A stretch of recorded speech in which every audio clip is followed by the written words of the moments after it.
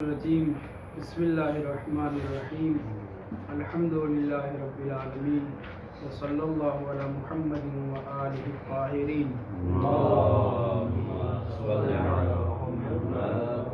ولعنۃ اللہ علی اعدائہم اجمعین۔ بسم اللہ الرحمن الرحیم۔ ہم نے معاطات کی بحث میں مورد محل نزاع کیا تھا اس کو کشف کرنے کے بعد، اس کو طے کرنے کے بعد یہ بیان کیا کہ کل ملا کے علماء کے معاطات کے سلسلے میں 6 قول بنتے ہیں۔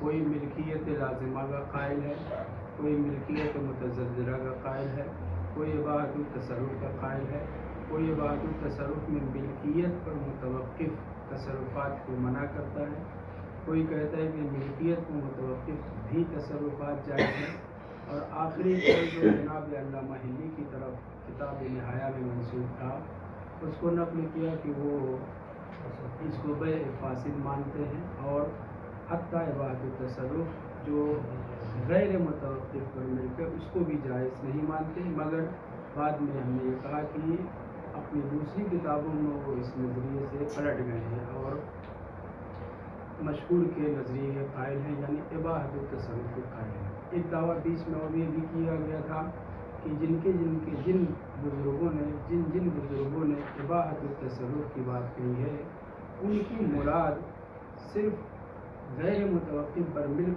تصرفات نہیں بلکہ سارے تصرفات ہیں۔ مشہور کا یہی نظریہ جو آج ہم پڑھنے جا رہے ہیں، اور پھر اس کے بعد ایک عبارت جس سے 2-3 اشکال، یوں کہہ لیجیے کہ ملکیت متزلزلہ ثابت ہوتی ہے۔ لفظ انہوں نے فسق کا استعمال کیا، فسق وہاں ہوتا ہے جہاں پہ معاملہ پکا ہو چکا ہو، اور لزوم کا لفظ وہاں استعمال کیا جاتا ہے جہاں پر ملکیت آ گئی ہو۔ تو ایک عبارت سے محقق ثانی کے نظریے کی تعین ہوتی ہے علامہ کے، اس کی تردید کے لیے آج پوری گفتگو ہے۔ عبارت کو توجہ کریں، بسم اللہ الرحمن الرحیم۔ والمشہور بین علمائنا عدم ثبوت الملک بالمعاطات وان قصد المتعاطیان بها الملک۔ کہتے کہ ہمارے علماء کے درمیان مشہور یہ ہے کہ متعاطیین نے بھلے ہی قصد تملیک کیا ہو، مگر مشہور کا نظریہ کیا ہے؟ اباحۃ التصرف سے آتا ہے۔ عدم ثبوت الملک بالمعاطات، معاطات کے ذریعے سے ملکیت ثابت نہیں ہوتی، واضح ہے۔ وَإِن کہیں کہ وَإِن قَصَدَ الْمُتَعَاطِيَانِ بِهَا، اگرچہ اس معاطات کے ذریعے سے متعاطیین نے قصد کیا ہو تملیک کا، یہ وَإِن کہنے کی ضرورت نہیں تھی کیونکہ محل گفتگو ہی یہی ہے، واضح ہے۔ لیکن بہرحال دہراتے ہوئے شیخ مرتضیٰ انصاری صاحب کہہ رہے ہیں کہ متعاطیین نے بھلے ہی قصد تملیک کیوں نہ کیا ہو، تب بھی تملیک نہیں آتی، ملکیت ثابت نہیں ہوتی۔ بل لم نجد قائلا به الى زمان المحقق الثانی، بلکہ محقق ثانی تک ما قبل فقہاء اور مجتہدین کوئی بھی معاطات کے ذریعے سے ملکیت کا قائل نہیں ملا ہے۔ علامہ محقق ترکی بھی جو ملکیت کے قائل ہوئے وہ ملکیت متزلزلہ کے قائل ہوئے، ملکیت لازمہ کے بھی قائل نہیں ہوئے۔ انہوں نے بھی کہا کہ لزوم کب آئے گا؟ جب احد العوضین طلب ہو جائے تب لزوم آئے گا۔ خلاصہ کلام یہ ہے کہ میں شیخ انصاری جس کی خوب تردید کرتا رہا ہوں، جن کے قول کی بعدیت کو ثابت کرتا رہا ہوں، وہ کون ہے؟ محقق ثانی۔ ان کے قول کو میں یہ کہتا رہا ہوں کہ اگرچہ متعاطیین نے قصد تملیک کیا ہے، مگر ان کا حکم لگانا کہ اس سے ملکیت متزلزلہ رہتی ہے، سارے فقہاء نے جو وہاں کہا وہ ملکیت متزلزلہ کہنا چاہ رہے، طلب ہونے کے بعد لازم ہے۔ اب تک یہی بات تھی، صحیح ہے، لیکن یہاں سے البتہ تحریر کی عبارت کی گفتگو کے بعد ٹرن لیں گے جناب محقق شیخ انصاری، اور پھر تائید کریں گے کہ ملکیت ہی کا قول صحیح ہے جو محقق ثانی کا نظریہ ہے، مگر وہ ملکیت کو متزلزلہ پھر لزوم کے قائل ہیں۔ ہم شروع ہی سے کہہ رہے ہیں کہ ملکیت آتی ہے، مگر اس کے اوپر پہنچیں گے۔ ابھی گفتگو یہ ہے کہ مشہور کے نزدیک متعاطین بھلے ہی قصد تملیک کیے ہوئے ہوں مگر ملکیت نہیں آتی. کیوں نہیں ملکیت آتی؟ کیونکہ معاطات ہے. معاطات ہے کا مطلب کیا ہے؟ چونکہ بیع و اشتراء تو نہیں ہے، یعنی بیع کی شرطوں میں سے ایک شرط جو ایجاب اور قبول ہونا چاہیے چونکہ وہ نہیں پایا جاتا ہے لہذا عدم حصول ملک ہے، عدم ثبوت ملک ہے. واضح یہاں تک؟ بلکہ ہم نے زمانہ محقق کرکی تک، محقق ثانی تک کسی بھی عالم کو نہیں پایا کہ جو قائل ہو بہی اس چیز کا، کس چیز کا؟ ملکیت کا، لزوم کا قائل ہو، بیع کے مکمل طریقے سے تسلیم کر رہا ہو. ہم نے کسی کو نہیں پایا. محقق ثانی کی صفت دوبارہ ذکر کریں. الذی قال بہی، اولاً تو خود وہ اس کے قائل ہوئے، کس کے؟ ملکیت کے، البتہ متزلزل ملکیت کے قائل ہوئے، اور صرف اپنے تک محدود نہیں رکھا بلکہ ولم یقتصر علی ذالک، صرف خود ملکیت کے قائل ہونے پر محصور، مقتصر سے مراد لم یقتصر محدود نہیں رہے، بل حتی نسبہ الی الاصحاب، بلکہ اس ملکیت کے قول کو نسبت دے دیا ہے سارے اصحاب اور سارے فقہا کی طرف، اور یہ کہہ دیا ہے کہ جو سب کہہ رہے ہیں کہ یہ اباحت التصرف لاتا ہے وہ در حقیقت اباحت التصرف نہیں کہہ رہے ہیں، ملکیت متزلزلہ کہہ رہے ہیں. یہ نسبت دے دی ہے، اور نسبت کے سلسلے میں بار بار کہہ چکے ہیں کہ نسبت ان کی درست نہیں ہے ان بزرگوں کی طرف کہ جو کہہ رہے ہیں کہ صراحتاً بعض کہہ رہے ہیں کہ ملکیت نہیں آتی، بعض کے کلمات کا ظہور یہ بتا رہا ہے کہ ملکیت نہیں آتی، اور اس کے باوجود بھی ان فقہا کی طرف یہ نسبت دینا کہ ان کا اباحت التصرف کا حکم در حقیقت ملکیت جائزہ و متزلزلہ کا حکم ہے. عہد الوزین کے طلب ہونے کے بعد ملکیت جو ہے لزوم میں بدل جائے گی، ملکیت مکمل طریقے سے حاصل ہو جائے گی. تو دوبارہ ایک مرتبہ خلاصہ کلام یہ ہے کہ مشہور فقہا کا نظریہ کیا ہے؟ اباحت التصرف کا ہے، ملکیت نہیں آتی. ملکیت کا کوئی قائل ہی نہیں تھا جناب محقق کرکی کے زمانے تک، اور وہ قائل بھی ہوئے تو اپنی طرف اپنے تک محدود نہیں رکھا بلکہ کہہ دیا کہ سارے اصحاب بھی اسی ملکیت کے قائل ہیں، اور تلفظ ہو جانے کے بعد لزوم کے. نعم ربما یوہمہ ظاہر عبارت التحریر، یہاں سے جو عبارت آ رہی ہے الاقوا کے بعد اس کے اوپر بہت توجہ کرے گا. 3-4 لفظ ہیں جس کو بہت مختصر لفظ میں جواب دے رہے ہیں. کہنے کہ ہاں عبارت التحریر، تحریر سے مراد تحریر الاحکام ہے، 2 جلد میں ہے، علامہ حلی کی کتاب ہے. اس میں جو عبارت آئی ہے اس کا ظہور بتا رہا ہے، نص نہیں ہے، نص نہیں ہے، صریحی طور پر نہیں کہنے کہ ملکیت آتی ہے، بلکہ ان کے کلام کا مفہوم نکلتا ہے، ظہور یہ نکلتا ہے کہ لگتا ہے کہ وہ لزوم کے قائل ہیں، کیونکہ فسخ کا لفظ استعمال کر رہے ہیں، کیونکہ طلب کے بعد جو ہے اس کے ملکیت آنے کا لفظ استعمال کرنا وغیرہ وغیرہ. تو کہہ کہ ربما یوہمہ، ہو کی ضمیر پڑ رہی ہے ملکیت کے قول کی طرف جو جناب محقق ثانی قائل ہیں، یا انہوں نے نسبت دے دی ہے سب کی طرف. نام ربما یوہمہ، ایہام ہوتا ہے، وہم نکلتا ہے، مفہوم نکلتا ہے. کیا؟ ظاہر و عبارت تحریر، تحریر الاحکام کی عبارت کا ظہور یہ نکلتا ہے. کیا نکلتا ہوں؟ یعنی ملکیت کا. میں نے کہا زمین پلٹ رہی کس کی طرف؟ ملکیت کی طرف. حیث قال فیہ، کیونکہ علامہ حلی نے قالہ کا فاعل علامہ حلی ہے، فیہ تحریر کی طرف پلٹ رہی ہے زمین. اس تحریر میں تحریر الاحکام میں جناب علامہ نے فرمایا ہے الاقوی ان المعاطات غیر لازمہ. میرے نزدیک اقوی یہ ہے کہ معاطات جس میں لفظ نہیں ہوتا، مکمل بیع کے سارے صفات اور شروط وزین متباین سب کچھ پایا جاتا ہے مگر الفاظ نہیں پائے جاتے، یہ معاطات کیا ہے؟ غیر لازمہ ہے. یہ خود غیر لازمہ استعمال کرنا بظاہر بجا نہیں ہے. کیا مطلب ہے؟ یعنی غیر لازمہ ملکیت آتی ہے، معاطات لازم نہیں ہوتا، یعنی آپ دوسرے لفظوں میں ملکیت کے قائل ہو رہے ہیں، بس یہ کہنے کہ یہ ملکیت لزوم آور نہیں ہے. یہ مفہوم ایک نکلا.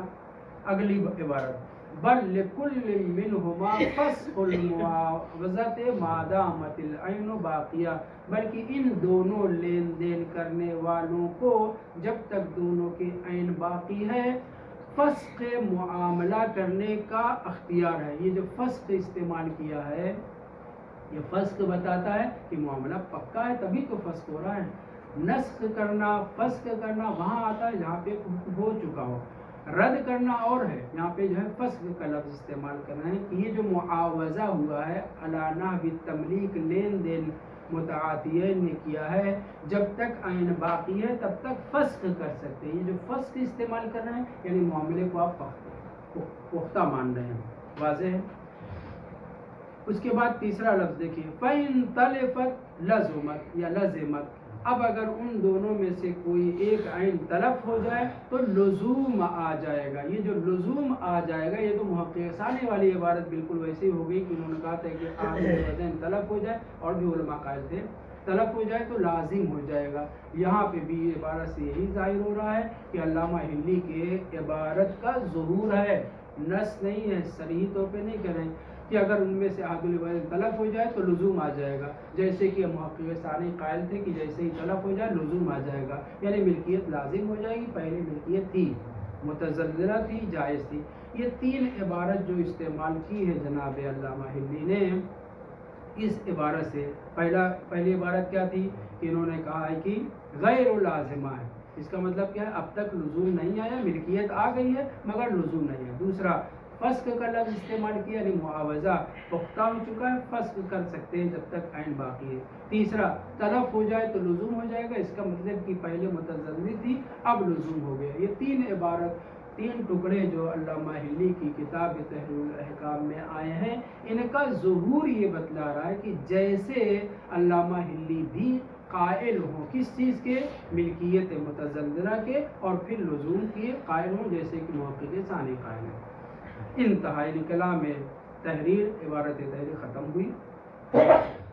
اب چونکہ اس عبارت کو شہید نے دیکھا مسالک میں، شہید ثانی نے اس عبارت کو دیکھا تو انہوں نے علامہ کی طرف یہی نسبت دے دی جو محقق ثانی جس کے قائل ہیں، وَلِذَا نَسَبَ ذَلِكَ یعنی ملکیت کے قائل ہونا، ملکیت متزلزلہ کے قائل ہونا، الہ علامہ ہلی کی طرف نسبت دے دی ہے۔ مسالک میں مسالک شہید ثانی کی حواشی اور کیا نام ہے شرح ہے، شرح الاسلام کے، لیکن قولہ بعد ذالک، لیکن یہ نسبت دے دی ہے مسالک میں، یہ کہاں سے نسبت دی ہے؟ میں نے کہا کہ ظہور کلام، ظہور تحریر، عبارت جو تحریر میں آئی ہے اس کا ظہور یہی نکلتا ہے کہ آپ پہلے غیر لازم کے قائل ہیں پھر لازم کے، پہلے آپ متزلزل کے قائل ہیں پھر لزوم کے، پہلے آپ پختہ ہونے کے قائل ہیں پھر فصل کر رہے ہیں۔ یہ چیز جیسے ہم سمجھ رہے ہیں ویسے ہی جناب شہید ثانی نے پہلے سمجھا، اور انہوں نے مسالک میں نسبت دے دی ہے کہ جناب علامہ ہلی بھی ملکیت غیر لازمہ کے پھر لازمہ کے قائل ہیں، ملکیت کے خلاصے ملکیت کی نسبت دی ہے۔ لیکن قولہ بعد ذالک، لیکن تحریر ہی کی میں بعد میں جو عبارت آئی ہے اس عبارت سے ماقبل جو ظہور ہم نکال رہے تھے وہ ختم ہو جاتا ہے، اس کی باطل ہو جاتا ہے۔ وہ عبارت یہ ہے، لیکن قولہ، قول علامہ ہلی بعد ذالک، اس عبارت کے بعد جو ابھی ہم نے ذکر کی ہے، وہ فرماتے ہیں وَلَا يَحْرُمُ عَلَى كُلِّ مِنْهُمَا الْانْتِفَاءَ بِمَا قَلْبَزَهُ، جو ایک دوسرے کو تملیک کر رہے تھے دے دیا ہے علی نحو المعاوضہ، علی نحو التملیک، جو ایک دوسرے کو دیا ہے ان سے ہر ایک انتفاع کر سکتا ہے، فائدہ اٹھا سکتا ہے، فائدہ حرام نہیں ہے۔ فائدہ کہاں حرام ہوتا ہے؟ جہاں پہ معاملہ فاسد ہو، باطل ہو، وہاں پہ نہ ملکیت لازمہ آتی ہے، نہ ملکیت متزلزلہ آتی ہے، نہ اباحت التصرف آ رہا ہے، واضح ہے۔ تو یہ علامہ ہلی کا بعد میں یہ کہنا حرام نہیں ہے، جو ایک دوسرے اس کو علی نحو تملیک کر کے قبض کیا لیا ہے اس میں تصرف کر سکتے ہیں، تصرف حرام نہیں ہے۔ کون سا تصرف؟ یعنی انتفاع کا، یعنی اس سے وہ تصرفات جس سے عین برباد نہ ہو، وہ تصرفات کیا ہیں؟ جائز ہیں۔ یہ تصرفات حرام نہ ہونا کہنا کہاں آتا ہے؟ جہاں پہ پہلے تصرف کے حق نہ ہو، یہاں پہ آپ کہہ رہے ہیں کہ انتفاع جائز ہے۔ انتفاع جائز ہونے کا مطلب یہ ہے کہ ملکیت نہیں ہے، صرف اصل کو سے وہ فوائد اٹھائیے جو ملکیت پر متوقف نہ ہو۔ ولا يحرم على كل منهما، یہ جو متعاطیین نے لے لیا ہے الانتفاع بما قبضہ، بما قبض وہ شے جو قبض کیا اپنے ہاتھ میں لیا ہے، اس سے انتفاع حرام نہیں ہے۔ بخلاف البیع الفاسد، برخلاف بیع فاسد کے کہ جہاں بیع فاسد ہوتا ہے نہ ملکیت لازمہ نہ ملکیت جائزہ نہ تصرف، انتفاع بھی نہیں کر سکتے، وہ آپ کے پاس امانت کے طور پہ رہے گی، وہ دوسرے کی شے غصب کی حیثیت رکھتی ہے، حالانکہ غصب کتنی کوئی رضائت سے دیا ہے۔ بہرحال یہ جناب علامہ ہندی کا یہ کہنا کہ بیع فاسد کے برخلاف، یعنی بیع فاسد میں انتفاع بھی جائز نہیں ہے، اور یہاں میں انتفاع کا قائل ہو رہا ہوں، یہ انتفاع کا قائل ہونا اور بیع فاسد میں انتفاع کا قائل نہ ہونا یہ ذکر کر کے یہ اس عبارت کی سے کیا پتہ چلا؟ ظاہر فی ان مرادہ مجرد الانتفاع، ملکیت کے قائل نہیں ہو رہے ہیں، ورنہ کہہ دیتے کہ تصرف بالکل جائز ہے، ہر قسم کا تصرف جائز۔ اس عبارت سے پتہ چل رہا ہے ان مرادہ، علامہ ابلی کی مراد مجرد الانتفاع ہے، نہ ملکیت، کہنے کی ضرورت نہیں ہے، نہ ملکیت۔ یہاں پہ توجہ کریں نہیں، یہ جو بھلے ہی فسق المعاوضہ لفظ استعمال کیا، تلفت لازمت کا لفظ استعمال کیا ہے، یا ایک کلمہ اور کیا تھا، غیر و لازمہ کا لفظ استعمال کیا، ہم ان تمام تینوں الفاظ کی وضاحت کریں گے۔ فی الحال ہم نے یہ کہا، یہ جو علامہ ہندی نے اس عبارت کے بعد یہ عبارت ذکر کی ہے، انتفاع ایک دوسرے کے لیے جو شے منتقل ہوئی ہے، جو شے قبض کیا، اس سے انتفاع جائز ہے، وہ حرام نہیں ہے۔ اگر بیع فاسد ہوتا تو حرام ہوتا۔ علامہ ہندی کی اس عبارت سے یہ پتہ چل رہا ہے کہ وہ ملکیت کی بات نہیں کر رہے، صرف انتفاع کی بات کر رہے ہیں۔ فاسد ہونے یا نہ فاسد ہونے کے بارے میں گفتگو ہو رہی ہے، یا ملکیت ہونے یا نہ ملکیت ہونے کے بارے میں؟ ہماری گفتگو یہ ہے کہ تحریر کی عبارت 3 فقرے سے یہ ظاہر ہو رہا ہے کہ یہ ملکیت غیر لازمہ کے قائل ہیں، بعد میں تلف ہو جائے تو ملکیت کے قائل لزوم آ جائے گا۔ یہ عبارت جو ہے علامہ ہندی کی یہ پتہ چل رہی ہے۔ بعد میں یہ کہنا کہ حرام نہیں ہے انتفاع، یہ بول رہا ہے کہ وہاں ملکیت کی بات نہیں ہو رہی، صرف انتفاع کی بات ہو رہی ہے، یعنی مشہور علماء کے نظریے کے مطابق ہے علامہ ہندی کی عبارت، ولو ظہور یہی عبارت سے ظہور یہی ہو رہا کہ غیر لازمہ، یعنی پہلے غیر لازمہ پھر لازمہ ہو جائے گی۔ فسق کا لفظ استعمال کریں، اس کا مطلب کہ ملکیت آ گئی ہے۔ اور کیا تھا ایک کلمہ؟ پہلا کلمہ کیا تھا؟ جی، غیر لازمہ کا لفظ۔ اس سے ان 3 عبارتوں سے یہی پتہ چل رہا ہے کہ آپ بظاہر ملکیت کے قائل ہو گئے ہیں، یعنی محقق رقی کی بات کر رہے ہیں، لیکن بعد کی عبارت جو انہوں نے کہا کہ نہیں انتفاع حرام نہیں ہے، اگر بیع فاسد ہوتا تو انتفاع حرام ہو جاتا، یہ بول رہا ہے کہ اوپر والی عبارت میں آپ جو تلفت اور لزوم وغیرہ کی بات کر رہے ہیں وہ ان لوگوں کے مقابل میں استعمال کر رہے ہیں جو لزوم کے قائل ہیں۔ کون؟ جناب شیخ مفید اور بعض حنفیہ، بعض احناف سنی علماء۔ لا یحرم الانتفاع، یہ جو ایک دوسرے نے تقابض کیا ہے، حرام نہیں ہے اس سے تصرف کرنا۔ کون سا تصرف؟ انتفاع والا۔ اگر ملکیت کے قائل ہوتے تو یہ لفظ استعمال نہ کرتے، واضح ہے؟ تو یہاں پہ جو کہنے کی آخر میں جو عبارت لائیں کہ انتفاع حرام نہیں ہے، اس کا مطلب کیا ہے؟ اس بیع کو، معاطات کو بیع فاسد نہیں مان رہے ہیں، بلکہ بیع مان رہے ہیں مگر بیع فاسد نہیں مان رہے ہیں، لہذا انتفاع صرف جائز ہے، ملکیت کے قائل نہیں ہو رہے۔ ولیکن ان کے الفاظ یہی بتا رہے ہیں، جیسا کہ مسالک میں شہید ثانی نے ان کی طرف نسبت دی کہ آپ بظاہر ملکیت کے قائل ہو رہے ہیں، آپ کے الفاظ یہ بول رہے ہیں، تینوں لفظ یہ بول رہے ہیں، لیکن اس کی وضاحت کریں گے۔ ظاہر فی ان مرادہ مجرد الانتفاع بس، اذ لا معنی لہذه العبارت بعد الحکم بالملک، اگر ملکیت کا حکم لگائے ہوتے، وہ 3 کلمات کے ذریعے ملکیت کا حکم لگائے ہوتے تو لا یحرم الانتفاع کہنے کی کیا ضرورت تھی؟ وہ تو یقیناً حرام نہیں ہے۔ اگر توجہ کریں، اگر ان تینوں عبارتوں سے جس سے ہم نے ملکیت متزلزلہ سمجھا ہے، اگر علامہ ہندی کا کی مراد کیا ہوتی؟ ملکیت ہوتی تو ملکیت کے بعد تو تصرف ہے ہی ہے، الگ سے کیا کہنے کی ضرورت ہے کہ انتفاع حرام نہیں؟ یہ اضافی بات ہو جائے گی، بات واضح ہو رہی نہیں؟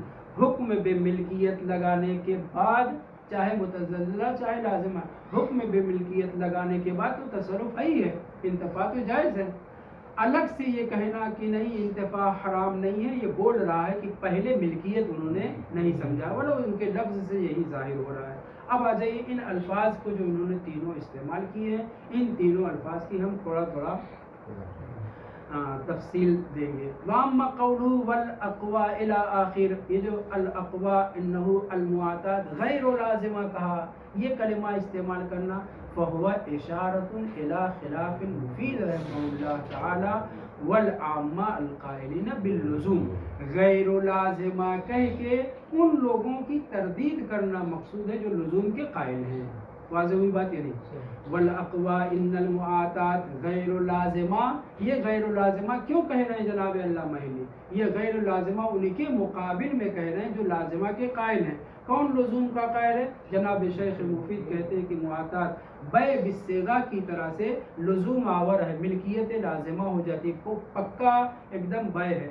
اور کون قائل ہے؟ بعض حنفی قائل تھے جن کے ابن شرح اور کون کون سے، وہ حنفی اس بات کے قائل تھے کہ معاتات کیا ہے. ابن شرح کیا نام ہے قائل تھے کہ معاتات کیا ہے؟ بالکل لازم ہے، بے بالصیغہ کی طرح سے بے بالعمل بے بالفعل بھی، یعنی معاتات بھی کیا ہے؟ لزوم آور ہے. تو جناب علامہ حلی نے والاقوا ان المعاتات غیر لازمہ کہہ کے اشارہ کیا ہے، فہو اشارۃ الی خلاف المفید. علامہ حلی کے نظریے کے خلاف بیان کرنا چاہ رہے ہیں. اور کس کے خلاف؟ خلاف المفید والعامت، کسرہ پڑھیے، عطف کر دیجئے علامہ کے شیخ مفید کو، والعامت القائلین باللزوم. در حقیقت علامہ غیر اللزوم کہہ کے شیخ مفید اور بعض سنیوں کے نظریے کے خلاف رائے دے رہے ہیں کہ وہ لوگ لزوم کے قائل ہیں، میں کہہ رہا ہوں معاتات غیر لازم. واضح ہو گئی بات؟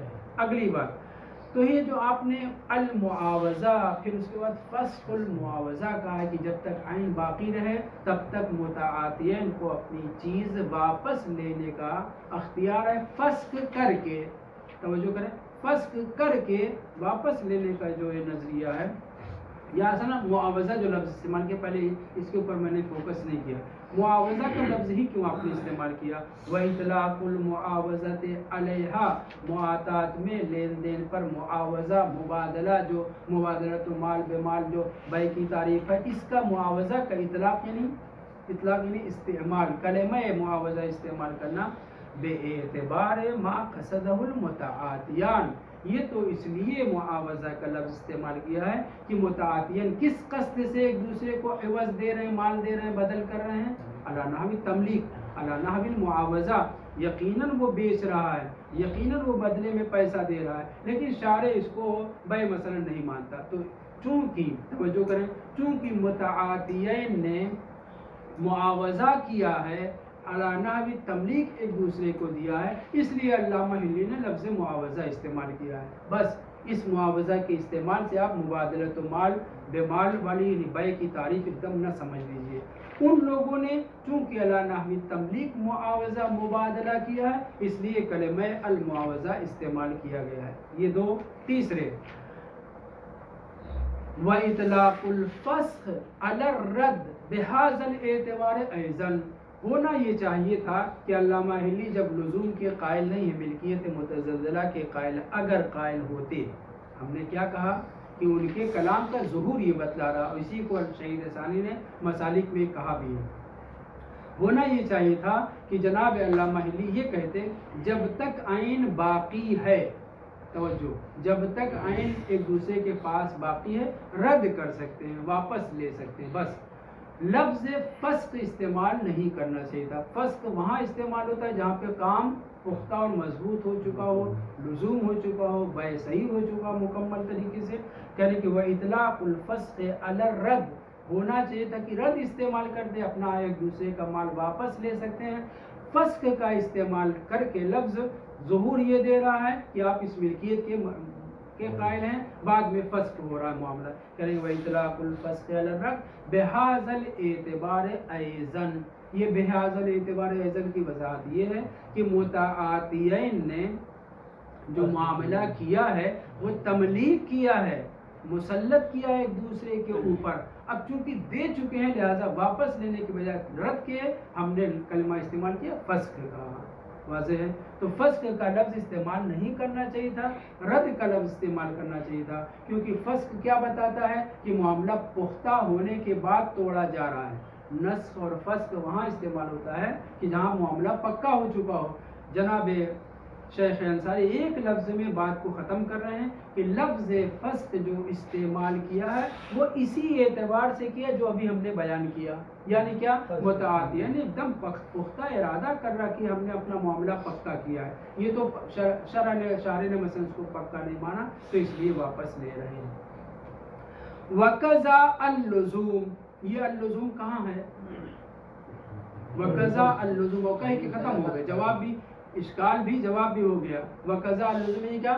فَإِذَا تَلَفَتْ لَزُمَتْ یا لَزِمَتْ، یہ جو تیسرا فقرہ تھا کہ تلف ہو جائے تو لزوم آئے گا، اس کا مطلب کیا ہے کہ تلف ہونے سے پہلے ملکیت ہے، لازمہ نہیں ہے۔ ہم نے یہ سمجھا تھا اور شہید ثانی نے یہ سمجھا تھا، اب اس کا جواب شیخ انصاری صاحب دے رہے ہیں کہ نہیں، انہوں نے جو لزوم استعمال کیا وہ بھی اسی طریقے سے ہے، یعنی کیا متعادیاً دے رہے ہیں لازم و ملزوم کہ تم اس مال کو استعمال کرو، میں تمہارے مال کو استعمال کروں گا۔ تو یہ تینوں کلمے جو استعمال ہوئے تھے اس سے ظہور یہ تھا کہ ملکیت متزلزلہ کے قائل ہیں، تلف کے بعد لزوم کے قائل ہیں۔ علامہ حلی کی عبارت سے ظاہر ہو رہا تھا، مگر ہم نے سارے ظہور کو ختم کر دیا اور یہ کہیں کہ لا یحرم الانتفاع بول رہا ہے کہ ملکیت مراد نہیں ہے۔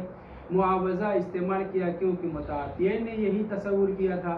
فسق کا لفظ اس لیے استعمال کر رہے ہیں کیونکہ یہ لوگ دینے میں ایک دوسرے کو بالکل مسلط کر رہے ہیں، اور اسی طریقے سے لزوم کا بھی یہ سارے جوابات ہو گئے۔ وَيُؤَيِّدُ مَا ذَكَرْنَا، اب ہم نے جو ذکر کیا وہ کیا ہے؟ ہم نے جو عبارت ذکر کی ہے وہ یہ ہے کہ جناب علامہ حلی کی تحریر کی عبارت کا ظہور بھلے ہی ملکیت متزلزلہ ہے، لیکن میں کہہ رہا ہوں کہ ان کی مراد کیا ہے؟ انتفاع، ان کی مراد اباحت التصرف ہے، اور اس کے اوپر ہم نے ان کے کلمات کی اصلاح کر دی، واضح ہے کہ وَيُؤَيِّدُ مَا ذَكَرْنَا بَلْ يَدُلُّ عَلَيْهِ۔ اب تک تو میں کہہ رہا ہوں کہ یہ میرے بیان کے ذریعے تائید ہوتی ہے کہ علامہ حلی صرف اباحہ کے قائل ہیں، آپ اس کو اباحہ کے انتفاع کہیے، انتفاع حرام نہیں، انتفاع کے قائل ہیں، یعنی ملکیت کے قائل نہیں ہیں، یعنی ملکیت کے قائل نہیں ہیں۔ اس کے اوپر تائید ہوتی ہے بل یدل علیہ، بلکہ یہ جو میں نے سمجھا ہے اس کے اوپر دلیل ہے ان الظاہر من عبارت التحریر فی باب الہبہ، ہبہ اور ایک کلمہ اور آگے آ رہا ہے، ہبہ کے باب میں خود اسی تحریر کی عبارت میں یہ آیا ہے توقفها علی الایجاب والقبول۔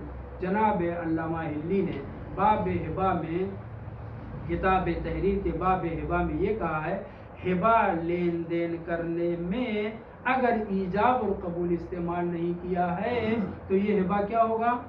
اس سے صرف انتفاع ہو سکتا ہے، اس کو بیچ نہیں سکتے، خرید کیا نام ہے توڑ نہیں سکتے، تو وہ تصرفات نہیں کر سکتے۔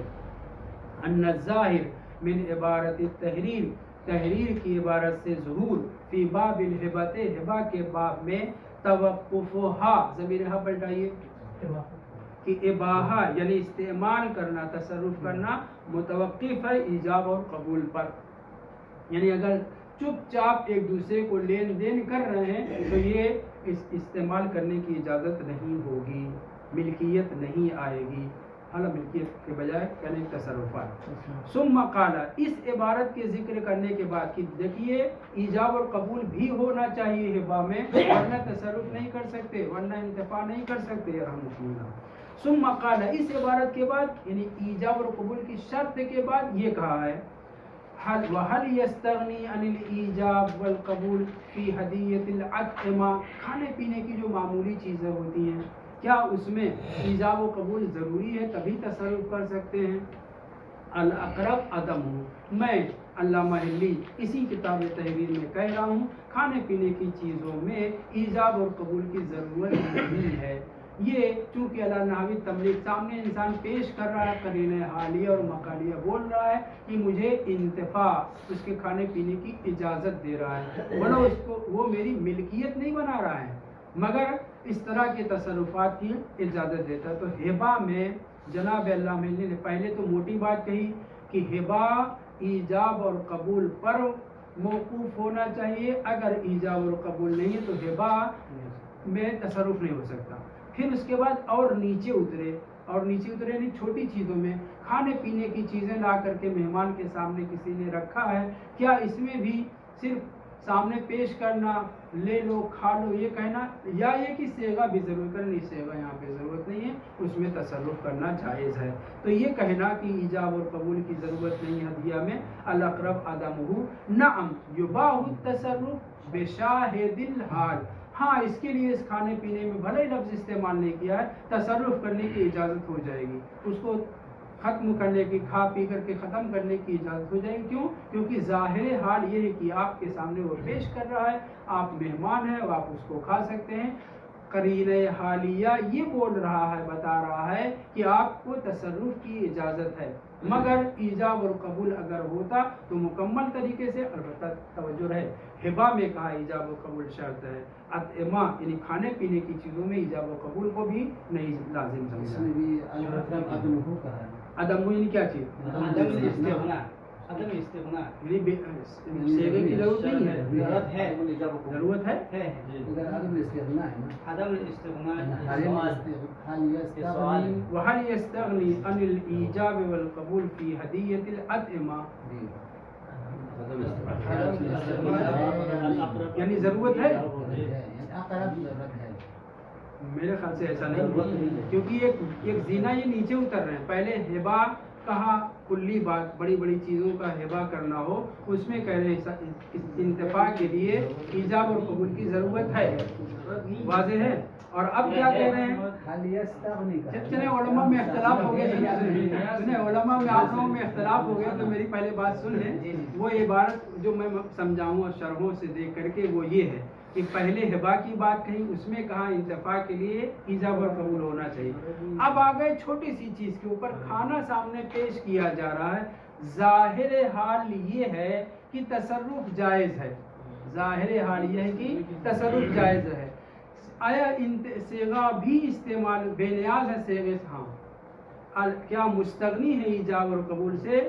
عدم میں استغنا، ظاہر یہی ہے، عدم استغنا ہی شرع میں بھی ہے، نام کی استدلال سے یہ پتہ چلتا ہے یہاں یہ استدراک ہے، یعنی بے نیاز نہیں، یعنی ایجاب و قبول ہونا چاہیے، مگر چونکہ یہاں پہ قضیہ ظاہر حال یہ بتلا رہا ہے کہ صیغے کی ضرورت نہیں، آپ استعمال کرو، تصرف کر سکتے ہیں۔ پھر بھی چونکہ آپ لوگوں نے ایسا کہا ہے کہ دونوں پایا جاتا ہے، میں تو یہی سمجھا تھا وَهَلْ يَسْتَغْنِي عَنِ الْإِيجَابِ وَالْقَبُولِ فِي هَدِيَّةِ الْأَطْعِمَةِ، چھوٹی چیزیں کھانے پینے کی چیزوں میں کیا بے نیاز ہیں ایجاب اور قبول سے کہ وہ اس کی پراپرٹی بن جائے، چاہے جیسے کھائے پیے، کہنے کہ الاصل الاقرب عدم ہو، بے نیاز نہیں ہے، نہیں صیغہ ہونا چاہیے، ظاہر نہیں مطلب نکل رہا۔ نعم یباح التصرف بشاہد الحال، ہاں تصرف مباح ہے، تصرف کے مباح ہونے کے لیے کوئی مسئلہ نہیں، وہ تصرف کرنا اس کے لیے مباح ہے۔ کیوں؟ اس لیے کہ قرینہ بات بول رہا ہے کہ ہم نے اس کے سامنے رکھا ہی ہے کہ وہ کھائے۔ وَسَرَّحَ بِذَلِكَ أَيْضًا فِي الْهَدِيَّةِ، ہدیہ میں بھی یہی چیز، اس کی وہاں پہ تو ہم نے ظہور کہا، ابھی کریں کہ ہدیہ میں صراحت کے ساتھ کہا ہے، فَإِذَا لَمْ يَقُلْ فِي الْهِبَةِ، اب یہاں پہ ہم اپنی بات کر رہے ہیں، پہلی اس عبارت کو اتنی توجہ کریں، وَسَرَّحَ بِذَلِكَ أَيْضًا فِي الْهَدِيَّةِ، ہدیے میں بھی صراحت کے ساتھ علامہ نے یہی کہا ہے، کیا کہا ہے؟ توجہ کریں، کیا کہا ہے؟ انتفاع ممکن جائز ہے، انتفاع کر سکتا ہے، واضح ہے۔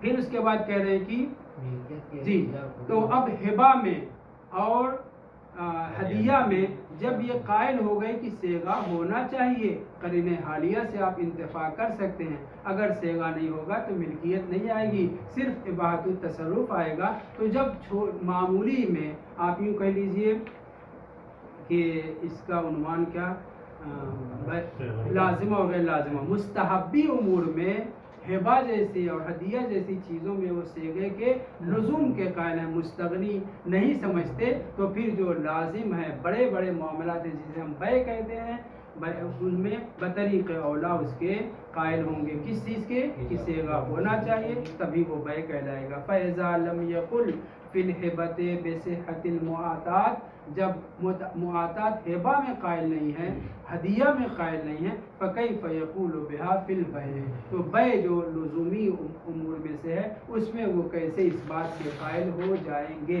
کہ وہ ملکیت کے قائل ہو جائیں بغیر صیغے کے. جب وہ ہبہ میں بغیر صیغے کے، عطیہ میں بغیر صیغے کے ملکیت کے قائل نہیں ہے تو اس سے بڑی چیز جو بے ہے اس میں بھی بغیر صیغے کے لزوم کے کیسے قائل ہو جائیں گے. والحمدللہ.